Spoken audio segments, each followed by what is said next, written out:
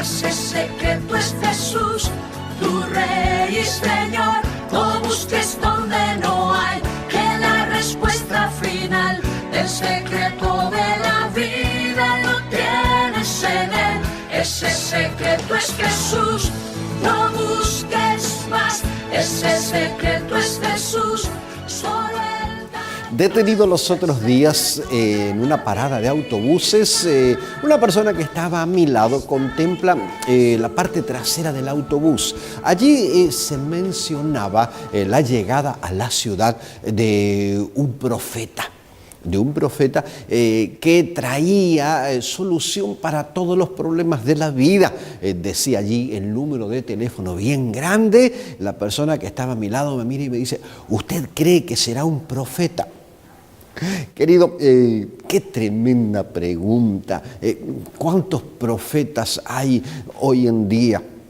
Si bien hay muchos profetas, déjenme decirle, hay mucha más gente todavía como usted y yo que estamos tan necesitados de la guía, necesitados de alguien que realmente nosotros podamos imitar, emular, alguien que nos diga qué va a ocurrir en el futuro. La gente pone mucho dinero con eso, pone la esperanza en la gente.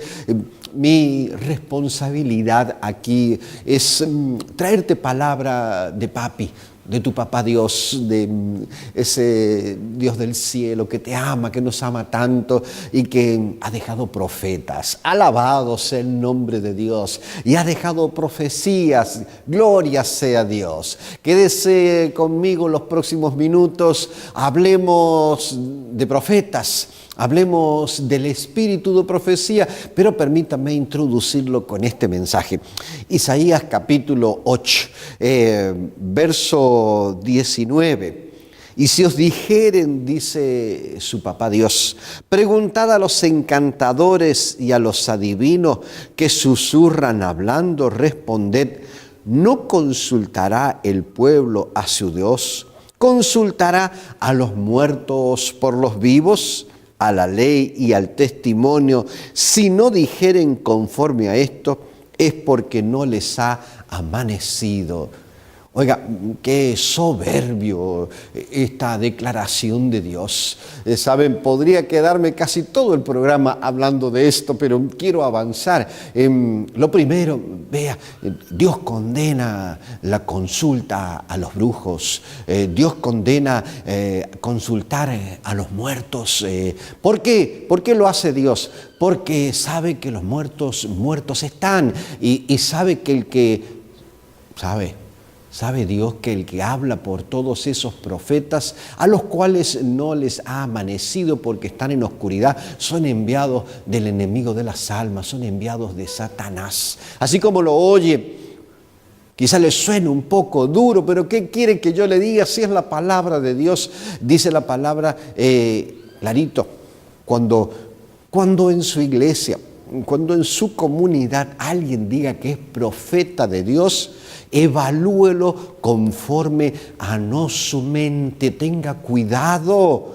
No evalúe a aquel que le vaya a decir en estos días, soy profeta, conforme a una reunión que ustedes tengan.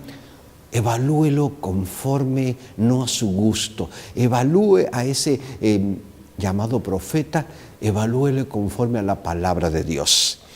A la ley y al testimonio. Si no dijeren conforme a esto, es porque no les ha amanecido. ¿Qué cosa es no haber amanecido? Es una persona que está en oscuridad. ¿Por qué está en oscuridad? Porque no vive conforme a la palabra de Dios, porque no observa la palabra de Dios, porque no vive conforme a los mandamientos de Dios. Entonces, al no intentar vivir conforme a los mandamientos de Dios, no puede ser un profeta del Señor. Es lo primero que yo tengo que analizar y estudiar al respecto de eso. Veamos un poco este tema asombroso. Dios siempre tuvo la intención de comunicarse con sus hijos. Al principio Dios hablaba cara a cara con los hombres en el Edén. Claro que sí, Él era su profeta con Adán y Eva. Él los enseñaba, los educaba. Eso ocurría antes de la caída del pecado. Cuando el tiempo pasó, y pese al pecado, entonces Dios comenzó a revelarse ¿a quién? A revelarse a los hombres de distintas formas, de distintas maneras. La naturaleza es una forma de revelarse de Dios a los hombres. Cuando usted ve una mariposa, cuando usted ve una flor, cuando usted ve una puesta de sol, cuando usted ve una estrella, cuando sale al patio de su casa en una noche oscura y ve las luciérnagas, Dios se revela con usted. Cuando usted estudia las Sagradas Escrituras, Dios se revela a usted también. Pero el Señor también quería tener profetas que hablaran con Él. La palabra de Dios fue escrita por profetas. Esos 66 libros fueron escritos por profetas. Mire lo que dice Segunda de Pedro, capítulo 1, verso 21. Dice, nunca la profecía fue traída por voluntad humana, sino que los santos hombres de Dios hablaron siendo inspirados por el Espíritu Santo. Una de las cosas que hay que tener mucho cuidado, querido. Hay gente que tiene sus propias perspectivas personales, sus propias necesidades. Muchos de los profetas modernos tergiversan las Sagradas Escrituras porque hay defectos de carácter, hay defectos de moral que no se quieren abandonar, no se quieren someter a la palabra del Señor. Entonces, ¿qué es lo que hacen? Tergiversar la Biblia a través de supuestas comunicaciones con Dios para suplir esas falencias morales y muchas veces de tipo sexuales que tienen los hoy llamados profetas del Señor. Analícelo, querido, analícelo. Cuando hay gente que dice que soy profeta de Dios y Dios me dijo y Dios habló conmigo y Dios conversó conmigo, tenga cuidado. ¿Por qué? Porque, ¿qué dice la palabra? Los santos hombres de Dios nunca trajeron la profecía por voluntad humana, sino que era Dios quien hablaba con ellos. Él se manifestaba a sus hijos. La mayoría de las veces esos profetas eran tomados en visión.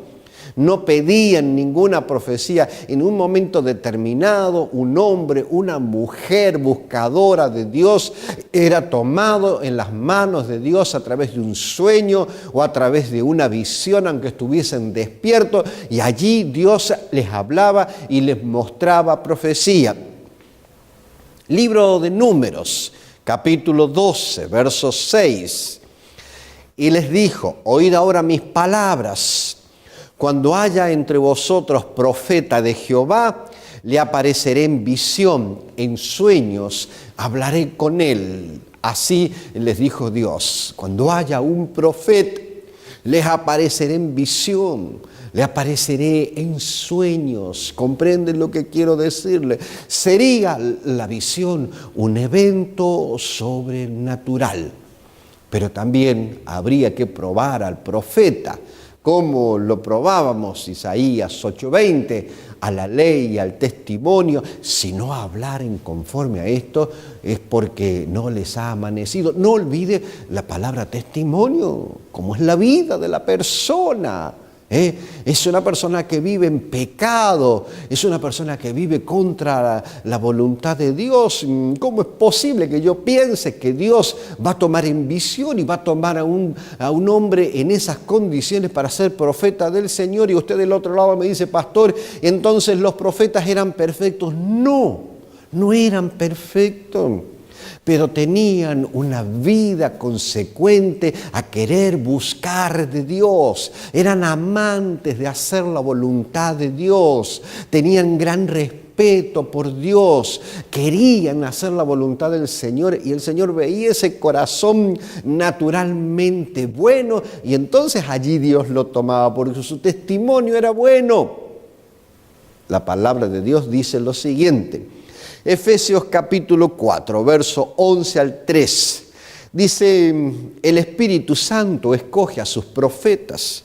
Él mismo constituyó a unos apóstoles, a otros profetas, a otros evangelistas, a otros pastores y maestros, a fin de perfeccionar a los santos para la obra del ministerio, para la edificación del cuerpo de Cristo, hasta que todos lleguemos a la unidad de la fe y del conocimiento del Hijo de Dios, a un varón perfecto, a la medida de la estatura de la plenitud de Cristo. Querido, cada profeta que era tomado en las manos de Dios, desde Génesis hasta Apocalipsis, se llamara Isaías, se llamara Jeremías, se llamara Sofonías, se llamara Habacuc, se llamara Daniel, todos ellos debían cumplir la función de edificar a la iglesia.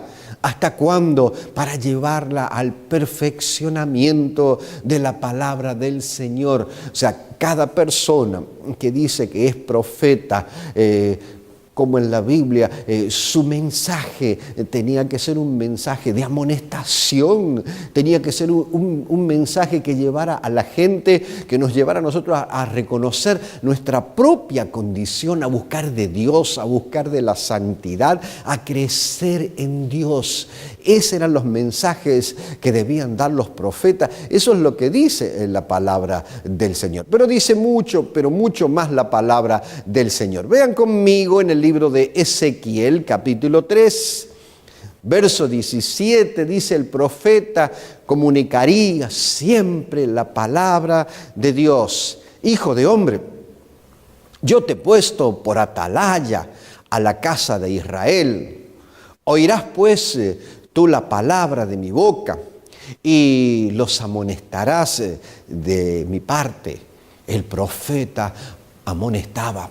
El profeta era puesto como una atalaya, como un centinela que llamaría la mayoría de las veces con amor, otras veces con lágrima, algunas veces como Jeremías los llamaría con una voz fuerte, pero llamaría al pueblo de Dios al arrepentimiento, a mejorar su relación con Cristo.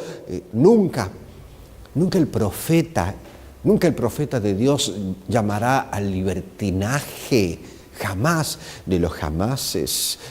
Nunca un profeta de Dios, como hace poco escuché, alguien que se adjudica ser profeta de Dios, llegaría a decir: el Señor me ha revelado que tengo que tener en lugar de una esposa, tener dos. O como he escuchado a alguien que decía: el Señor me ha revelado y ha hablado conmigo mientras por la noche se sienta a tomar vino conmigo. Y usted se ríe, pero yo he escuchado y conozco de gente que son seguidores de ese tipo de profeta. Nunca un profeta de Dios que quiera vivir o que esté a la ley, al testimonio, diría: el Señor me ha revelado que tengo que cambiar a mi esposa por la secretaria de la iglesia. Usted se sonríe y me dice: pastor, usted está exagerando. ¿Exagerando? ¿Exagerando? Claro que no. Claro que no. Usted sabe que no es así.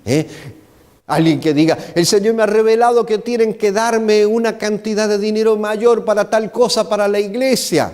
Eso se llama crecer a la altura de la plenitud de Cristo, como dice que el profeta debía trabajar. Claro que no, querido. Y usted del otro lado, allá, sabe que lo que estamos diciendo es verdad. ¿Sabe por qué sabe que es verdad? No porque lo esté diciendo yo. Es porque usted está leyendo la Biblia y en este momento el Espíritu Santo de Dios está trabajando en su vida y en su corazón. Y yo digo: aleluya, gloria a Dios. ¿Cómo digo aleluya y gloria a Dios por esta declaración? Segunda de Crónicas 36, versos 15 y 16. Y Jehová, el Dios de sus padres, envió constantemente palabra a ellos por medio de sus mensajeros, porque Él tenía misericordia de su pueblo y de su habitación. Mas ellos hacían escarnio de los mensajeros de Dios, menospreciaban sus palabras, burlándose de sus profetas, hasta que subió la ira de Jehová contra su pueblo y no hubo ya remedio. Querido del cielo, el Señor amaba a su pueblo entrañablemente, amaba a su pueblo, amaba al pueblo hebreo. Amaba a cada madre, a cada padre. Deseaba a Dios que fueran felices aquí en la tierra a pesar de las circunstancias del pecado. Deseaba Dios ofrecerles la eternidad cuando Cristo regresara.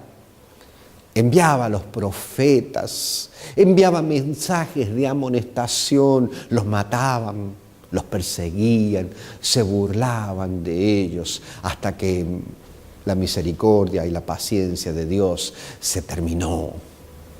Querido, a mitad del programa yo lo animo y me animo a mí también a estar pendiente de los profetas de Dios en las Sagradas Escrituras.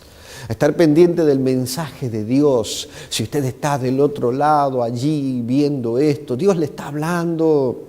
Dios le ama como amaba al pueblo de Israel. Usted tiene todo el derecho de apagar ahora, de cambiar el canal, hacer lo que usted quiera, tiene el derecho, como lo tuvo el pueblo de Israel. Pero sepa, mi querido, para usted y para mí, en la medida en que nosotros despreciemos la palabra de Dios, nuestro tiempo se irá acortando. La Biblia le llama a eso pecado contra el Espíritu Santo. Israel pecó contra el Espíritu Santo y el tiempo se terminó para ellos. Pero sigamos con nuestro tema sobre poder usted y yo identificar los profetas de Dios. Lea esto con este servidor y amigo suyo. San Mateo capítulo 23, versos 37 y 38.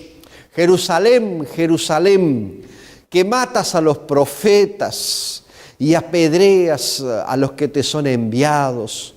Cuántas veces quise juntar tus hijos como las gallinas junta a los polluelos debajo de las alas y no quisiste. He aquí vuestra casa es dejada desierta. ¿Qué imagen? La imagen muestra una tormenta, la imagen muestra lluvia, la imagen muestra a una gallina, la imagen muestra a los pollitos pequeños, la gallina cacarea, la gallina llama a los pollitos, la gallina extiende sus alas, la gallina le dice: vengan, cúbranse debajo de mis alas, aquí van a estar seguros. Los pollitos dicen: no, nosotros no te queremos. Nosotros queremos estar en la inclemencia del tiempo. Ya no te necesitamos más. El Señor lo bendiga en este momento y usted acepte la protección de Dios que solamente da vivir conforme a la voluntad y a la palabra del Señor. Y hablando de palabra de Dios, Hechos 21, versos 9 y 10. El don de profecía se manifestaba en hombres y en mujeres. Este tenía 4 hijas, doncellas que profetizaban. Y permaneciendo nosotros allí algunos días, descendió de Judea un profeta llamado Agabo. ¿Sabe qué? Los profetas no solamente eran hombres, Dios llamaba mujeres. Amén por eso, amén por eso.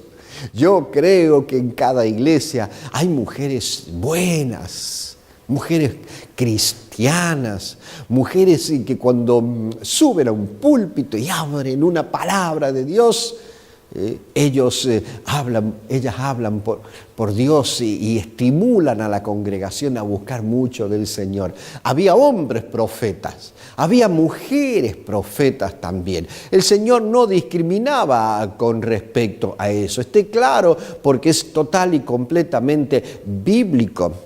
Este don de espíritu sería una señal del remanente de Dios. Dice Apocalipsis capítulo 12, verso 17, entonces el dragón se llenó de ira contra la mujer y se fue a hacer guerra contra el resto de la descendencia de ella, los que guardan los mandamientos de Dios y tienen el testimonio de Jesucristo.